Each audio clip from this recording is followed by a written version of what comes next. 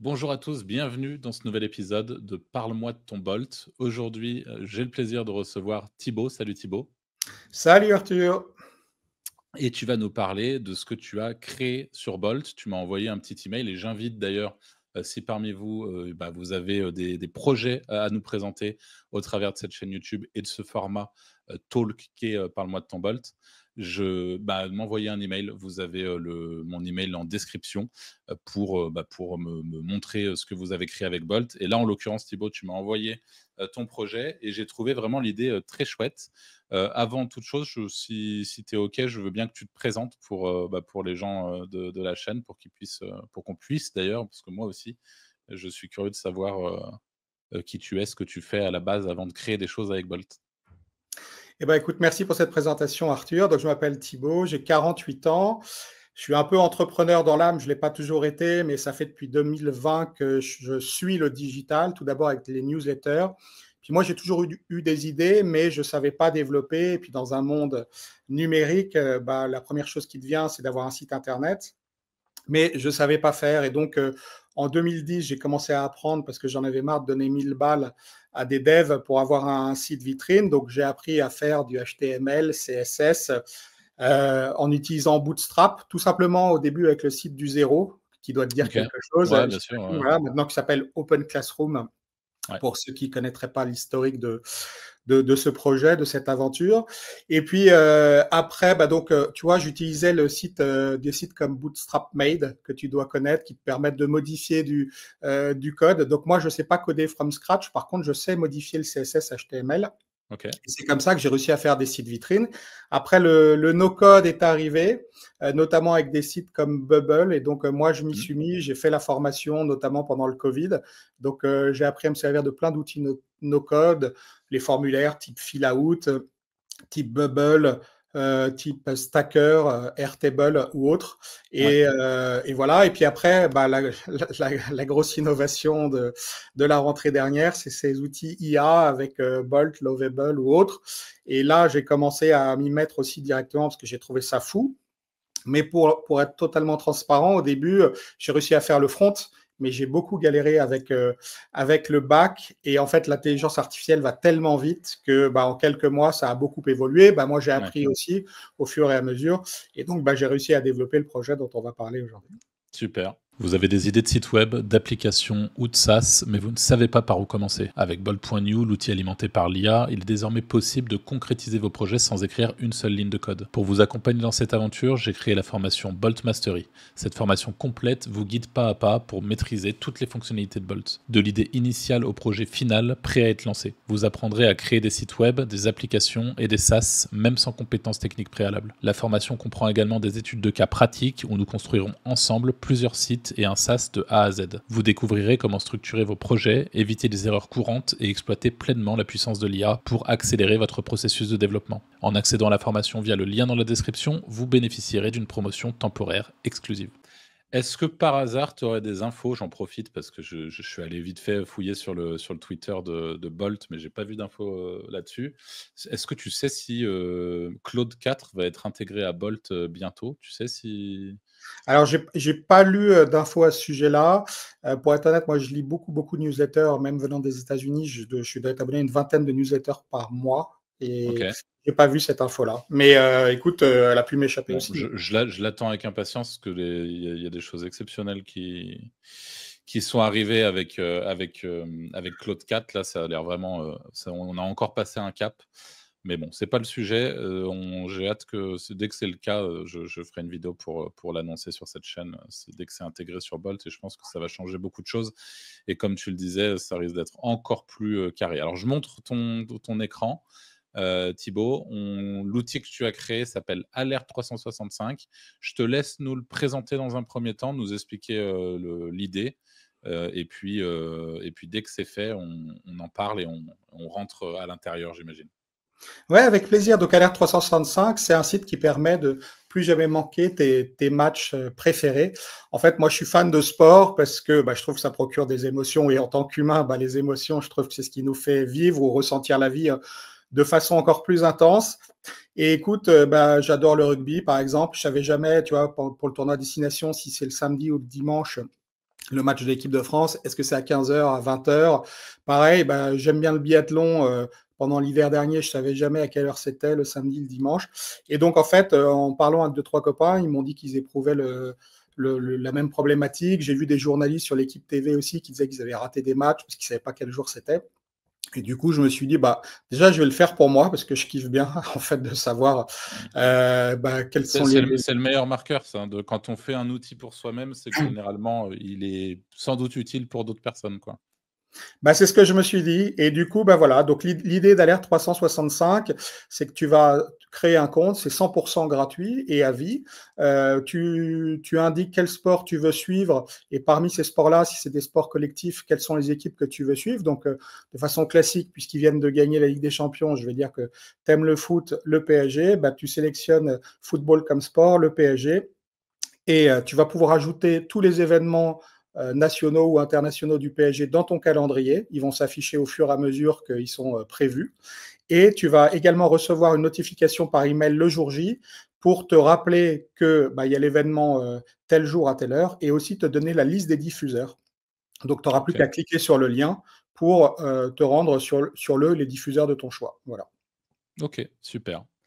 Donc cette idée, tu l'as eue, tu l'as mis en exécution, tu as utilisé Bolt, on est d'accord, hein, pour créer, ou Lovable peut-être? Je sais plus. Non, non, non, j'ai utilisé Bolt avec le Ouais. combo Supabase et Recent, on en parlera peut-être tout à l'heure, pour l'envoi des emails. Et puis, peut-être que j'ai pas insisté tout à l'heure là-dessus, mais moi, j'ai vraiment pas un profil technique. C'est-à-dire que Ouais. même si j'ai appris le HTML, CSS, je suis pas un ingénieur, je suis plutôt un sales dans l'âme, un mec qui a des idées, mais vraiment, moi, je suis un lent, quoi. Il me faut 35 fois pour comprendre un truc. Donc, ce que je veux dire par là, c'est que c'est vraiment accessible pour beaucoup de monde. Et justement, tu as mis combien de temps à créer Alert 365? On va rentrer dans l'outil, juste après, mais ça t'a pris combien de temps à peu près? Le front assez vite parce que j'avais testé Bolt sur le front plusieurs fois. Donc, bah, ça, on pourra en parler si tu souhaites, mais et tu l'as déjà fait dans des vidéos précédentes ou tu as des interlocuteurs qui l'ont déjà fait, mais il vaut mieux éviter les prompts longs, faire des prompts Ouais. courts assez précis et ça te permet, tu vois, donc pour ceux qui ne savent pas, bah, un site internet, il y a ce qu'on appelle un header, c'est l'entête dans lequel on retrouve le logo, la barre de navigation. Il y a un footer, donc le bas de page, et puis entre ça, bah, tout en haut, il y a ce qu'on appelle la hero section, donc la section héros qu'on voit à l'écran, et puis après, il y a des sections. Et donc, moi, je dis à Bolt, pour chaque section, bah, je lui dis ce que je veux. Mais si on lui donne tout d'un coup, Bolt, en général, il ne va pas bien comprendre, il ne va pas bien faire les choses. Ouais, bien sûr. Donc, il vaut mieux prendre chaque section l'une après l'autre. Donc, pour répondre à ta question, j'ai fait le front peut-être en une semaine max, même pas, 2-3 jours, en fait. Voilà. En fait, quand je dis je l'ai fait, à mon avis, je l'ai fait en une journée, mais j'ai amélioré au fur et à mesure. Voilà. OK. Ça marche. Et est-ce que tu peux la landing page, c'est juste ça ou tu peux scroller un petit peu pour Ah qu'on non, voit je peux le scroller vas-y, évidemment. montre-nous un peu la landing page, puis après on se Donc connectera, là, à on est l'outil. sur la hero section avec de façon classique les bénéfices pour le client ou l'utilisateur. Ouais. Tu as une section comment ça marche pour expliquer le fonctionnement. Donc, comme je le disais, tu crées un compte, tu sélectionnes tes sports et équipes, tu ajoutes les matchs à ton calendrier, puis tu n'as plus qu'à ouvrir la notification le jour J. OK. Tu as toutes les fonctionnalités qui décrivent le nombre de sports, le moteur de recherche qui permet de trouver ton équipe ou ton sport, les liens vers les diffuseurs, tu as un formulaire de contact qui est opérationnel, et puis tu as ce qu'on appelle dans le footer les mentions classiques obligatoires, mentions légales et politiques de confidentialité. Voilà. OK, ça marche. Eh ben super. Je te laisse te connecter, puis nous montrer concrètement Ouais. comment ça fonctionne. Alors, Moi tu veux que Arthur, est-ce que tu veux que je me connecte avec mon ID, mes credentials d'admin? comme tu le veux, ça Ok. m'est égal. Le tout, c'est qu'on voit vraiment le fonctionnement, de l'outil. Donc ça, c'est mon interface admin qui est évidemment plus complète que celle d'un utilisateur qui va s'inscrire sur le site. Mais l'utilisateur, il va arriver directement sur le menu qui s'appelle Alerte. Et donc là, bah, il va avoir un onboarding avec un petit message de bienvenue qui va lui expliquer comment ça fonctionne. Et une fois qu'il a passé ce petit message, il va arriver sur ce menu-là qui sera vierge. Et puis, il va pouvoir cliquer sur le bouton Ajouter. Il va sélectionner un sport. Donc, moi, je ne sais pas, par exemple, il est fan de NBA, donc il sélectionne basket. NBA, et puis il va pouvoir choisir les Boston Celtics, par exemple, dont il est fan. Il crée, et l'alerte c'est bien créé là, tu vois, avec Ok. basket. Donc, il recevra une notification pour toutes les compétitions de la NBA, donc que ça soit la saison régulière ou les playoffs, si les Ouais. Boston Celtics se qualifient. Ça sera une notification par email et 1 heure avant l'événement. Et il peut supprimer la notification s'il veut plus suivre les Boston Celtics ou Ok. s'il s'est planté. Et voilà. Et donc là, tu as toutes les sports en fait et les équipes auxquelles il s'est abonné. Voilà. Ok. Ça Donc marche. après, tu peux aller dans ton calendrier et là, tu vois, bah, moi j'adore le tennis et donc bah, je reçois des notifications pour le tennis et donc je peux ajouter à mon calendrier sur menu desktop ou sur mon téléphone. Tu as même une petite infobulle qui va t'expliquer comment ça fonctionne depuis ton desktop pour ajouter à ton calendrier en fonction de si tu as Android ou iOS. Et puis, Ok. quand tu regardes en version responsive depuis ton téléphone, tu as d'autres instructions aussi également. Voilà. Ça marche. Et donc là, le calendrier, c'est tu as la date précise avec les détails de ce qui va se passer, c'est ça? Grosso modo, là, par exemple, Allemagne-Portugal, le 4 juin à 21 h, ça te permet d'avoir un petit peu parce que là, si on est juste dans les alertes, en gros, on reçoit l'alerte 1 heure avant, ça s'arrête là, mais dans le calendrier, on a le détail, quoi, grosso modo. Bah, l'idée, ce que je me suis dit, c'est qu'au début, tu vois, je voulais juste permettre aux gens de recevoir une notif pour dire, bah tiens, bah, il y a un match ce soir, mais si ça se trouve, tu as déjà un dîner ou quelque chose de prévu, donc tu vas pas Ouais, pouvoir t'organiser. L'idée du calendrier, c'est de pouvoir booker à l'avance ce rendez-vous parce que tu as vraiment envie de le regarder. Et du coup, bah, si c'est finale de Ligue des Champions ou un événement important qui bien t'intéresse, sûr, ouais, ouais. te dire bah non, je vais pas me coller un dîner, en fait moi j'ai envie de voir ce match ou cet événement sportif, donc non, le dîner j'y vais pas en fait. Donc tu peux l'ajouter longtemps à l'avance en fonction de ce qui est prévu. Bah, les championnats, bah, tu vas avoir les informations longtemps à l'avance pour le foot. Par contre les coupes, bah, tu sais pas toujours Bien évidemment sûr. quel est le prochain adversaire, donc tu le sauras quand c'est disponible. Et donc l'idée du calendrier, c'est de te permettre de te réserver, de te bloquer ton créneau dans ton agenda. Et donc, effectivement, tu as le sport, la compétition, l'événement, la date, l'heure, et après les diffuseurs, moi, je te les donne le jour J dans l'email que tu reçois. OK, ça roule. Et Moi, les diffuseurs, pardon, j'avais Arthur, une ouais, ouais, ouais, vas-y, vas-y. vas-y, dis-moi, dis-moi, Non, dis-moi. non, je disais les diffuseurs, il y a aussi bien télé que streaming. Voilà, Ouais, mais OK. évidemment, ce sont que des diffuseurs légaux. Ouais, OK. Est-ce que tu passes par quelle API? Est-ce que c'est une API payante pour, récupérer toutes les informations sur tous les matchs, tous les sports? Est-ce que tu en Alors, as plusieurs d'API d'ailleurs? Non, ça a été un gros sujet. C'est une très bonne question parce que je me suis beaucoup pris la tête sur ce sujet-là. Déjà, je voulais faire quelque chose de légal parce que moi, c'est dans mes principes et que c'est vrai que tu peux aujourd'hui, avec des scripts, faire des requêtes HTTP sur des diffuseurs type l'équipe qui ont du contenu, qui vont avoir ces informations-là.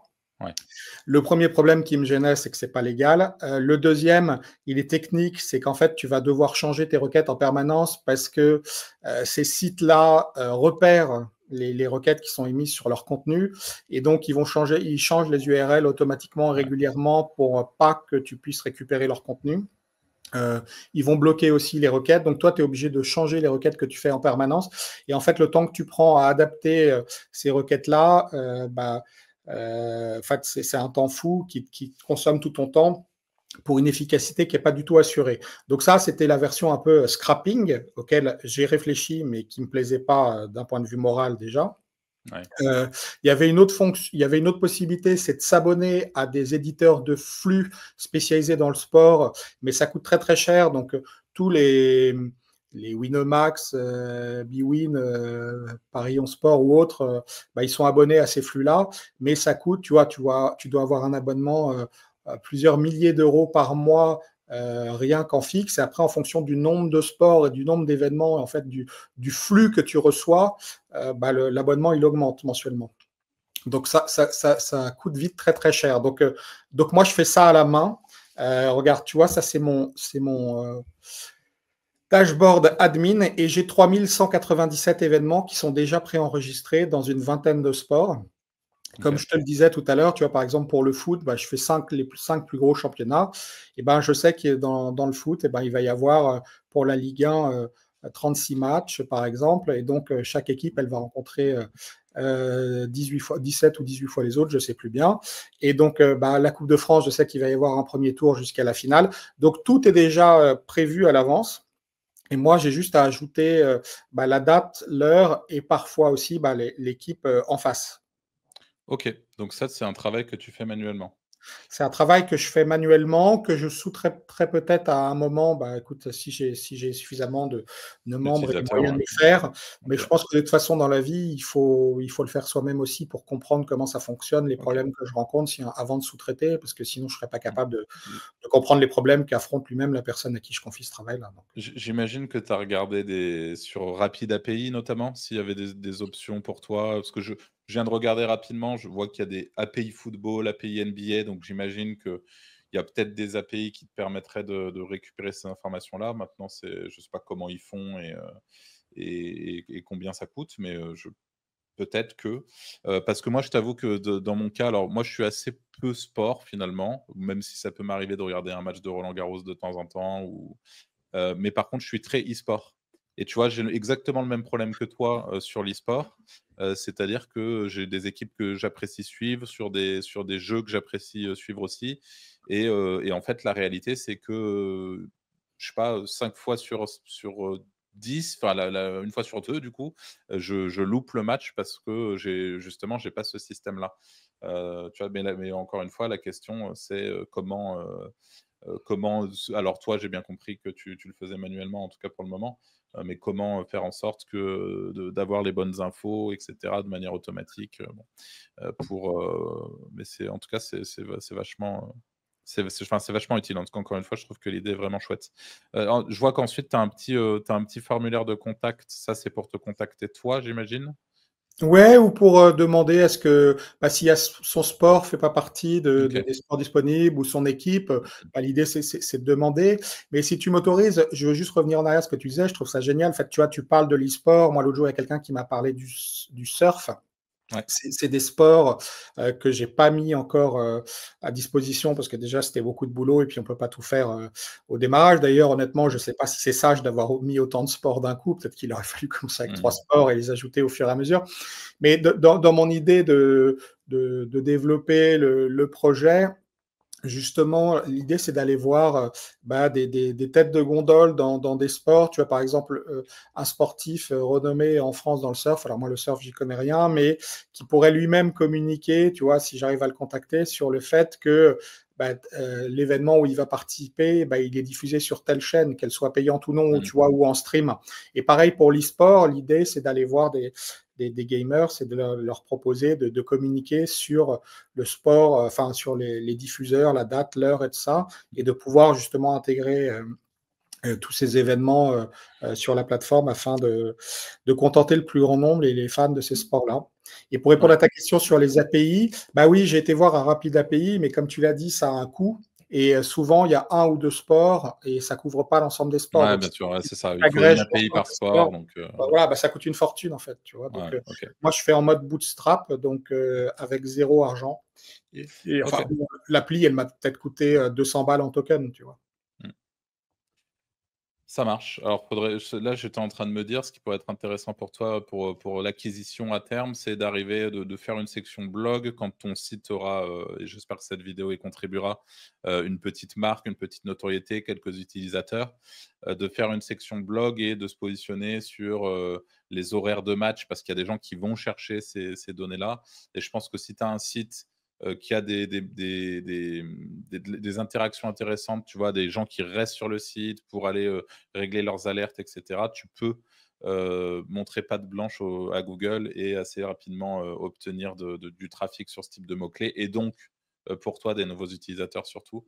Donc ça peut être plutôt chouette, pour ça. Il faudrait voir quels sont les mots-clés, liés à ça. Mais en tout cas, je pense qu'il y a quelque chose à faire de ce côté-là. Et moi, je voulais te demander, alors, déjà, 1re question, est-ce que du coup, combien de temps ça t'a pris, pour tout ce qui concerne le back, tout ce qu'on voit là? Combien de temps ça a pris, pour créer ça? Je dirais entre 2 et 3 mois, parce que créer tous OK, les événements, c'est ça qui a pris beaucoup, beaucoup de temps. OK. Est-ce que tu t'es confronté à des problématiques très précises sur des choses sur lesquelles tu as bloqué? Tu vois? Est-ce que tu as eu ce truc où de temps en temps, quand on bosse aussi longtemps, sur un projet sur Bolt, on se retrouve avec, des blocages, on se retrouve avec Bolt qui commence à perdre la boule et qui, a du mal à récupérer tout le contexte? Est-ce que tu t'es retrouvé face à ces contraintes-là? Plein de fois. Donc ça, je veux rassurer tes followers, nos viewers, c'est que ouais, il y a rien qui se fait sans la difficulté. Bolt, il hallucine par moment, et donc bah, de toute façon, la solution la plus simple, c'est que avant de faire 10 boucles, moi, au bout de 2 boucles où j'obtiens pas ce que je veux, je reviens, je reverte à la version d'avant qui fonctionnait. Et OK. je déploie à chaque fois pour être sûr d'avoir une version stable. Et dès que ça plante, bah, j'essaye de trouver des prompts plus courts, mieux faits, d'expliquer les choses autrement. Mmh. Avec le back-office, en fait, ce qui est compliqué parfois, c'est que, et ce que nous, on n'arrive pas à comprendre en tant qu'utilisateur, c'est qu'évidemment, Bolt, oui, il se connecte à la base de données, mais il ne comprend pas forcément comment elle est faite. Et du coup, il faut lui dire, bah voilà, récupère, par exemple, là, je ne sais pas si on voit toujours l'écran, parce que moi, Ah oui, on le voit. voilà, bah, tu vois, l'événement, il est scindé en 2 champs, détail de l'événement 1, détail de l'événement 2 dans Soupadez. Et bah, il faut que je lui dise, tu vois, tu vas dans telle table, la table Events, et il faut que tu ailles récupérer le champ Event Détail 1. Et Mmh. si je lui dis pas ça de façon précise, bah, il comprend pas exactement ce qu'il doit récupérer, donc il va pas récupérer l'information, ou il va récupérer la mauvaise information. Donc plus tu es précis sur les champs à récupérer, plus c'est facile. Et pour répondre à ta question, oui, j'ai galéré dans plein de trucs, que ça soit mais des trucs tout bêtes, quand on crée un compte sur un site, bah, l'envoi de l'email de confirmation de ton adresse email, donc pour vérifier ton inscription. Donc ça, c'était une galère sans nom parce que je ne savais pas du tout comment faire. Donc j'ai utilisé un outil qui s'appelle Recent et qui est spécialisé dans l'envoi des emails, parce que en fait, OK. sous Webase, ils ont une fonctionnalité native, mais en mode production, ils veulent pas que tu l'utilises. Donc c'est Ouais. vraiment en mode test. Donc tu es obligé de prendre un outil tiers qui est gratuit jusqu'à un certain nombre d'utilisateurs, je crois. Donc ça, c'est un exemple, mais je pourrais t'en citer énormément. Moi, je ne savais pas ce que c'était les RLS. Alors, est-ce que ça te parle, Arthur, les Ça me dit RLS? rien, non, non, non. Alors, ça veut dire Role Level Security. En gros, c'est les polices que tu vas mettre sur chaque table, que tu vas affecter à chaque table de ta base de données. Et donc, les polices, en gros, c'est les autorisations. Donc, en fonction de ton rôle, est-ce que tu es admin, est-ce que tu es utilisateur, bah, tu vas voir des choses qui sont différentes. Donc, tu vois, par exemple, je te disais tout à l'heure, moi, en tant qu'admin, quand je me connecte, je vais arriver sur la page tableau de bord, alors qu'un utilisateur, quand il se connecte, il va arriver sur la table alerte, sur la page alerte. Et tu vois, donc en fonction des rôles, tu as des droits différents, tu peux voir des choses différentes, et il faut paramétrer tout ça dans Supabase. Et donc moi, comment j'ai fait? Bah, j'ai demandé à nos LLM favoris, que ce soit Claude ou ChatGPT, de m'expliquer. Et donc, en fait, c'est eux qui me faisaient ce qu'on appelle des requêtes SQL, donc comme des prompts à la base de données pour mettre ça en place. Tu vois. OK, d'accord. Ça marche et combien est-ce que tu as estimé le coût, qu'a eu Alert 365 en crédit sur Bolt? Parce que les gens se posent pas mal ce type de questions aussi. Combien ça coûte de créer ce type d'application, Mais de A à Z? moi, je trouve le coût, il est surtout humain. Il faut du temps Ouais. et de la ténacité, parce que moi, j'ai été 200 fois découragé. Hein. C'était dur. Mais je sais que la prochaine fois, si je devais refaire un projet, je mettrais 10 fois moins de temps, c'est sûr. Mmh. Donc, il y a un coût humain qui est le coût d'apprentissage. Et puis, il y a le coût financier. Et là, moi, je dirais entre 2 et 300 euros. Donc, c'est quand OK. même abordable pour beaucoup, beaucoup de gens. Voilà. Ouais, c'est clair, surtout, 200-300 € sur étalé sur 3 mois. Tu vois, c'est pas excessif, quoi.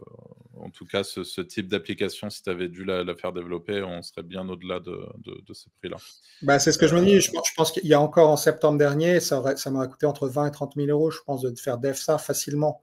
Et Mmh. donc aujourd'hui, on a une idée, on peut tester. Oui, il y a du boulot, mais entre dépenser 200 et 20 000 euros, enfin, enfin, le risque, il est juste en termes de temps. En fait, tu perds 200 balles, bon, bah, ça fait chier, mais c'est pas, tu joues pas ta vie, tu perds 20 000, ça fait très très mal, quoi. Donc, Ouais, c'est clair. donc tu peux tenter une aventure un projet qui te tient à cœur pour pas cher aujourd'hui grâce à l'intelligence artificielle, c'est ça qui est incroyable. Et sans connaissance technique, parce que je le répète, oui, je sais ce que c'est qu'une base de données, je sais ce que c'est que du HTML, du CSS, mais Bolt, il utilise du React, j'ouvre le code, je comprends rien, quoi. Donc, Et l'autre réalité, bah, là, tu en as parlé, tu vois, tu as demandé à un LLM, peu importe lequel, de t'expliquer une notion et de. Enfin, aujourd'hui, on vit quand même dans une époque où même si tu vois quelqu'un qui ne sait pas, tu as parlé de Supabase, on ne s'est pas étendu sur le sujet. Supabase, c'est une base de données qui est pluguée directement avec Bolt. Donc, en l'occurrence, bah, c'est pratique, même si, encore une fois, tout n'est pas parfait. Il y a des fois où ça va dysfonctionner, il va falloir comprendre.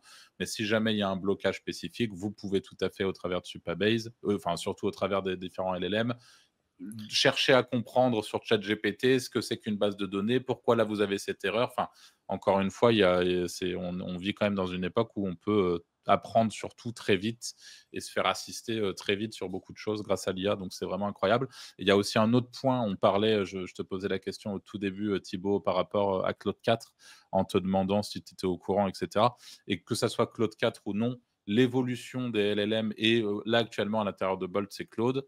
Donc, quand ils vont passer sur la version supérieure de Claude, qui est ultra performante en termes de code et encore bien plus performante que la version qui est actuellement sur Bolt, je pense que ça va changer énormément de choses. Et typiquement, je pense que ça va avoir un impact où là, tu dis que tu as passé 3 mois à développer cette application. Je pense très franchement qu'une fois que Claude 4 sera déployé, tu peux largement, très largement même, diviser ce temps-là et donc potentiellement le coût en token Bolt également par 3, quoi. Tu vois, c'est vraiment parce que l'IA va mieux contextualiser, mieux comprendre et mieux appliquer. Et d'ailleurs, le terme, les gens qui, comme toi et moi, qui ne sommes pas techniques à la base, mais qui peuvent se permettre de développer ce type d'application, qui peuvent se permettre de mettre justement de faire apparaître comme par magie, entre guillemets, leurs idées. Maintenant, on appelle ça les vibe coders. Je ne sais pas si tu en as entendu parler, Thibaut. si, si, tout à fait. Ouais, ouais. Donc moi, j'ai appris ça j'avoue que j'étais un peu en retrait pendant quelques temps de toute cette partie,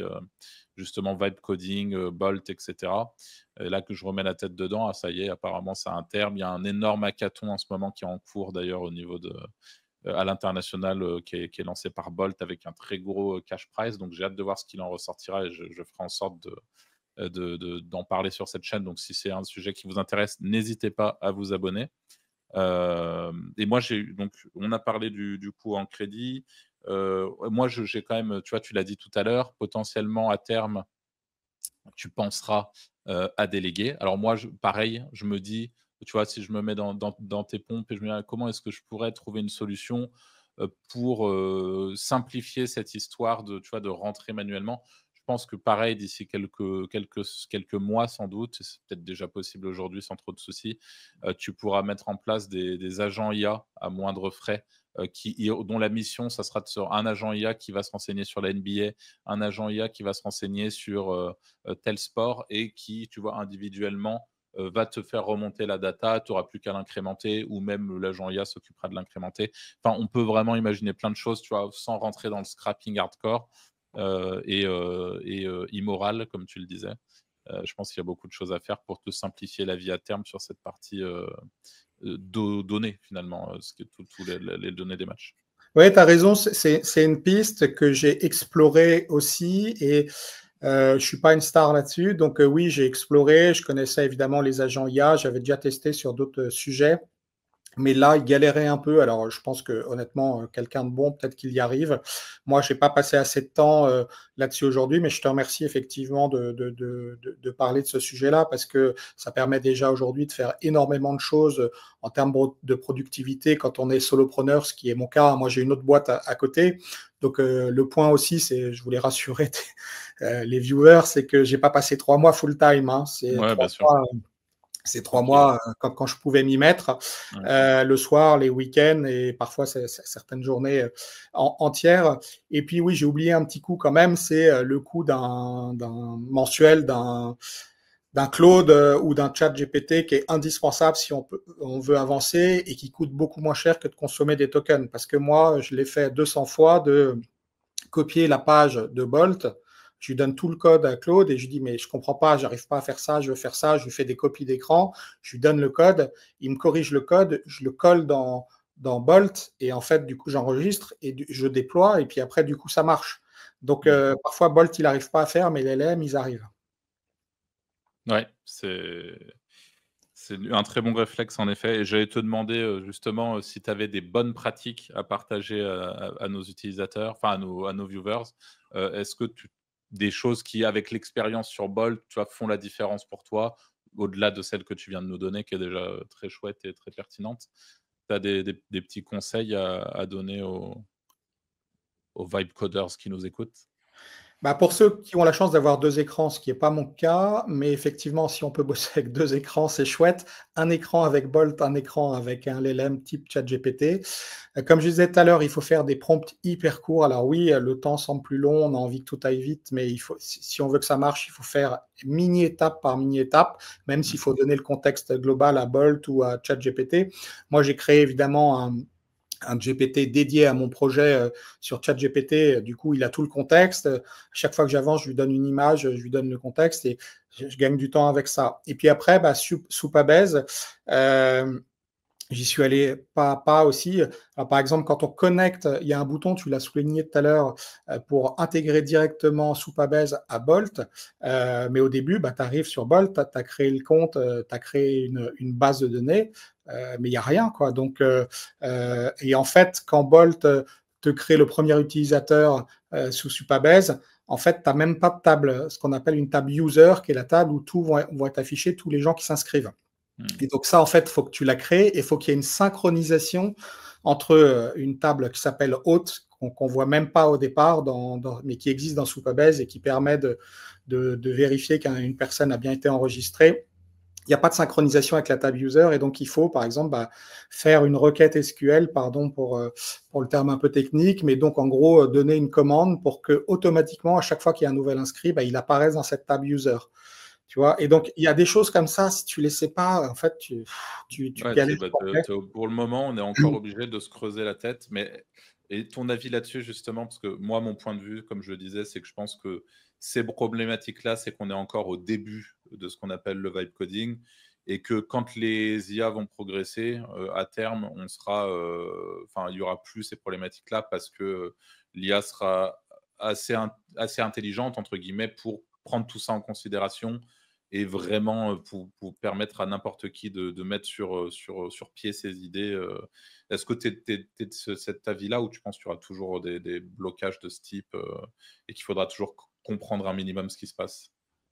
Bah alors, c'est sûr que c'est toujours mieux comprendre ce qu'on fait dans la vie et de savoir un peu où on va, mais je te rejoins complètement. En fait, si je dis pas de bêtises, la loi de Moore qui est, la capacité des ordinateurs, la puissance des ordinateurs, je crois que c'est multiplié par 2 à l'époque, en tout cas, c'était multiplié par 2 chaque année et l'intelligence artificielle, si je dis pas de bêtises là encore, c'est fois 1000.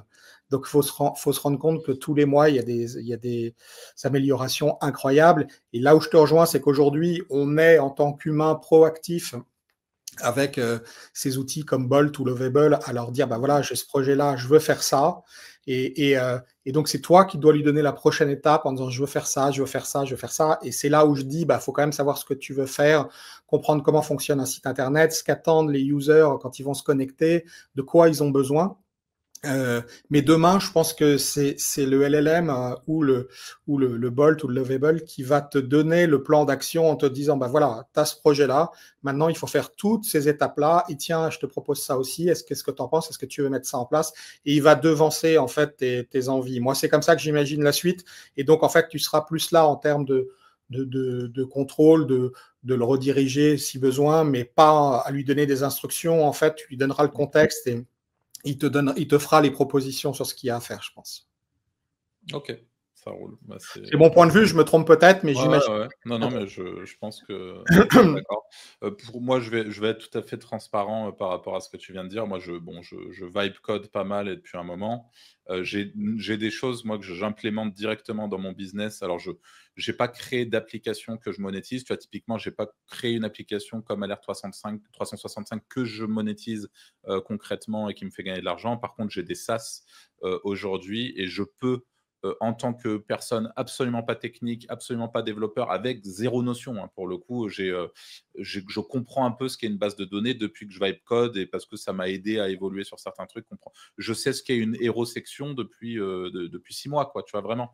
Ouais. Donc, en fait, j'ai vraiment zéro compétence initiale et j'arrive à implémenter dans mes business, et c'est là tout l'intérêt pour moi, en tout cas aujourd'hui, du vibe coding. J'arrive à implémenter dans mes business, qui sont des vrais business, avec une vraie entreprise derrière, un vrai SaaS monétisé, etc., des modifications de l'UX. Par exemple, je pense à mon SaaS Lucide, qui est un détecteur d'intelligence artificielle, qui fait, on va dire, entre 6 et 8 000 euros par mois de chiffre d'affaires. Ah Et avant ça, il faisait plus. Enfin, tu vois, en implémentant, j'ai refait toute l'UX de Lucide avec Bolt, que j'ai donné ensuite à mon développeur qui a intégré absolument toutes les modifications que j'avais pensées grâce à Bolt. Enfin, grâce à Bolt, elles étaient dans ma tête, mais j'ai pu les mettre, leur donner vie concrètement sur une page Bolt, quoi, Netlify, en le donnant à mon développeur qui lui a tout intégré, ce qui lui a pris du temps. Mais n'empêche que mes idées ont pu être intégrées et depuis qu'on a fait ça, c'est plus 30% de clients en plus 30% de conversion en plus sur notre outil. Enfin, ça a eu un impact énorme. Et pour moi, le fait de pouvoir mettre à la vie des idées, je trouve que c'est ça c'est l'un des intérêts, c'est pas le seul, parce que là, on voit de plus en plus d'apps comme Alert 365 qui sont des apps qui sont concrètement potentiellement monétisées à terme. Ça fait partie sans doute le dernier point que j'aimerais voir avec toi. Est-ce que tu as un projet de monétisation pour à terme sur Alert 365? Comment est-ce que est-ce que tu y as pensé? Comment est-ce que tu comptes faire pour en faire un. Ou alors est-ce que ça va rester gratuit en fait? Enfin voilà, je suis curieux de savoir ce que tu as prévu. Ah bah, du côté user, c'est l'idée, c'est que ça soit totalement gratuit. De toute façon, j'imagine pas des gens payés, même si on est fan de sport et que c'est pratique. Mmh. Moi, personnellement, je crois pas que je paierais pour ce service-là. Donc non, ça restera toujours gratuit du côté user.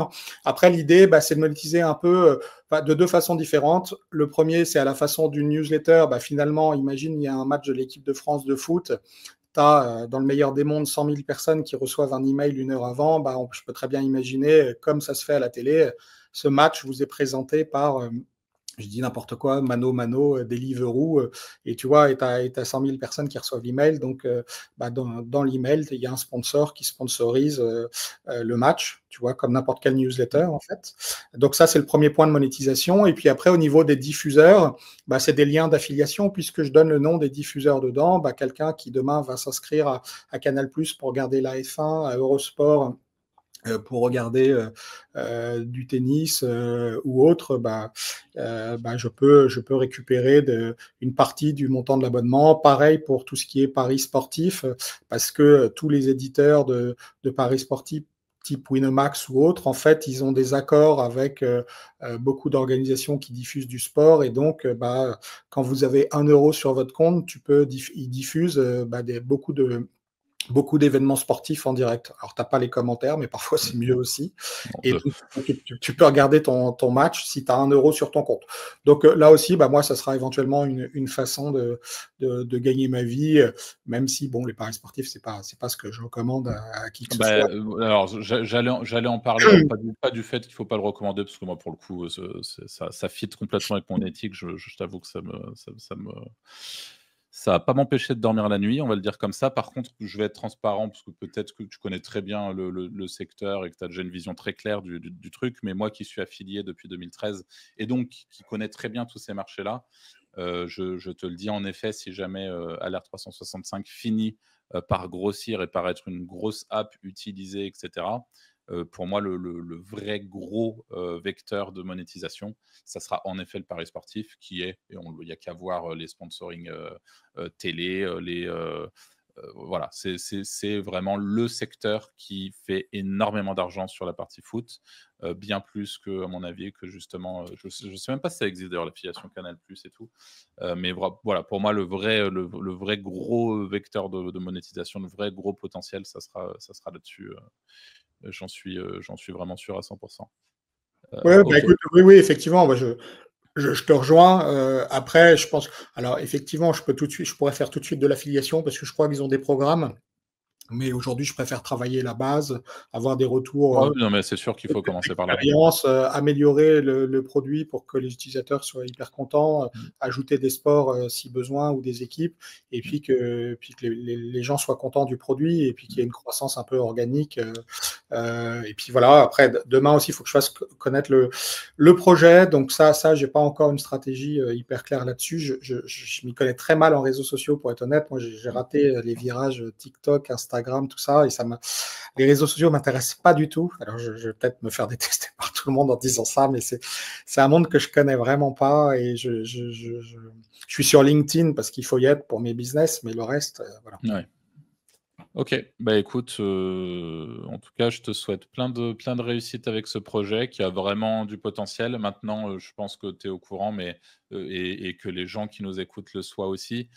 Avec la montée en puissance du vibe coding, avec l'arrivée des IA qui sont de plus en plus pertinentes, et ben, des idées comme celle de Thibaut, ça devient de plus en plus «facile» entre guillemets à implémenter, même si là, on le voit que tu t'es quand même creusé la tête pour avoir un bel outil qui fonctionne bien. La réalité, c'est que la barrière à l'entrée pour créer ce type d'outil est en train de diminuer et diminuera de plus en plus, et que la vraie problématique, le vrai point bloquant, c'est la diffusion. C'est-à-dire que tout le monde va être capable de mettre en place ses idées, d'avoir de bonnes idées, etc.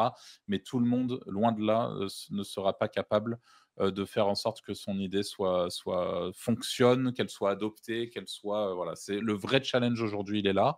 Donc là, tu te retrouves face à ce challenge-là, donc en espérant encore une fois que cette vidéo puisse déjà, te permettre d'avoir une petite idée pour voir, bah, n'hésitez pas à vous inscrire sur Alert 365. On mettra bien évidemment, un lien en description, bah, pour que vous puissiez aller voir, l'outil et potentiellement l'utiliser, parce que je suis sûr qu'il y en a beaucoup qui vont trouver l'idée chouette et que bah, si j'étais fan de sport, je le ferais, et si tu prenais en compte l'e-sport, j'irais directement, l'utiliser, donc voilà. En tout cas, bonne chance pour la suite Thibaut. Merci beaucoup pour ton temps et ta présentation, et puis, voilà, on se dit à bientôt. Je prendrai de tes nouvelles là-dessus. Bah, merci 1000 fois Arthur et puis dernier point si tu m'y autorises. Bien sûr, vas-y, vas-y. Non, non, je voulais dire je voulais donner un message d'encouragement aux gens en disant de se lancer parce qu'effectivement, ce qui compte dans la vie, c'est pas les idées, c'est l'exécution de ces idées-là. C'est ça qui est compliqué. Mais bah, jusqu'à il y a peu, ça coûtait parfois cher d'avoir une idée dans le Mmh, sens de la mettre en œuvre. Aujourd'hui, ça coûte plus cher. Donc, ça coûte vraiment presque plus rien. C'est de son temps et de son énergie. Donc, il faut y aller, il faut se lancer, il faut pas avoir peur. Et puis après, oui, c'est difficile de se faire connaître parce qu'on est mmh. dans un monde où il y a beaucoup de bruit. Mais déjà, rien qu'en faisant tout ça, on apprend et puis on s'améliore. Et donc, il y a plus de barrière à l'entrée, comme tu l'indiquais. Donc, faut y aller, il faut se lancer. Et puis, si je sais pas si tu pourras donner mes coordonnées, mon email, mais moi, j'aime bien aider les gens. Donc, s'il y a des gens qui sont bloqués, ouais, je serais ravi de les aider. Voilà, Pas de si je peux. souci, bah, je mettrai ton email en description, si tu me l'autorises, aucun problème. Ouais, avec plaisir. OK, mais bah, super. Merci encore Thibaut. Merci à vous Merci mille tous fois, d'avoir Arthur. regardé ce «Parle-moi de ton Bolt», que d'ailleurs je pense que je vais peut-être renommer le concept pour inclure le vibe coding au sens plus large, parce qu'il y a pas que Bolt dans les outils qui permettent de vibe coder, même si c'est, celui que je préfère à titre perso, mais j'ai pas trop creusé sur les autres non plus. Merci à vous tous. N'hésitez pas à vous abonner si ce type de contenu, vous intéresse, et on se dit à très vite pour une nouvelle vidéo. Salut!